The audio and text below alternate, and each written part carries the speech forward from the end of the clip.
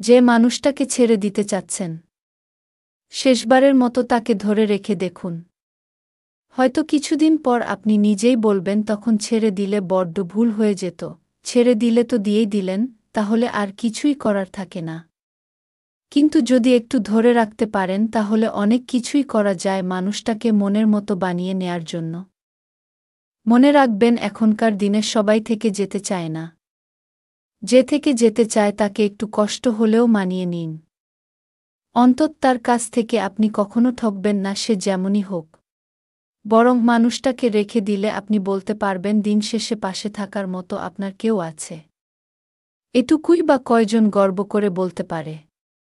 ছেড়ে চলে যেতে তো সবাই পারে, কিন্তু সবাই তো আর ধরে রাখতে পারে না। আপনি একটু ধরে রেখে দেখিয়ে দিন, সবাই ছেড়ে চলে যায় না। কেউ কেউ মানিয়ে নিয়েও থেকে যেতে পারে।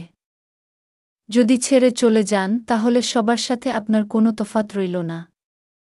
একটু এদিক ওদিক হলেই যদি কাউকে ছেড়ে দিতে চান, তাহলে আপনার জীবনে শুধু একের পর এক মানুষ আসতেই থাকবে, কিন্তু কাউকে ধরে রাখতে পারবেন না।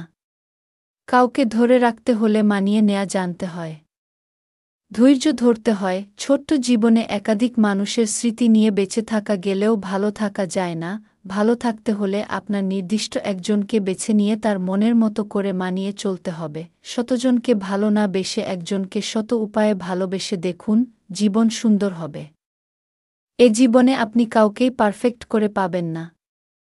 আর পেলেও তাকে ভালোবাসার মতো কিছুই থাকবে না আপনার, কারণ সে আগে থেকেই পারফেক্ট। ভালোবাসতে হয় একটু কমতি দেখে, ভালোবাসতে হয় একটু খুঁত দেখে। পরিপূর্ণ মানুষ হলো আরেকটা রোবটের মতো।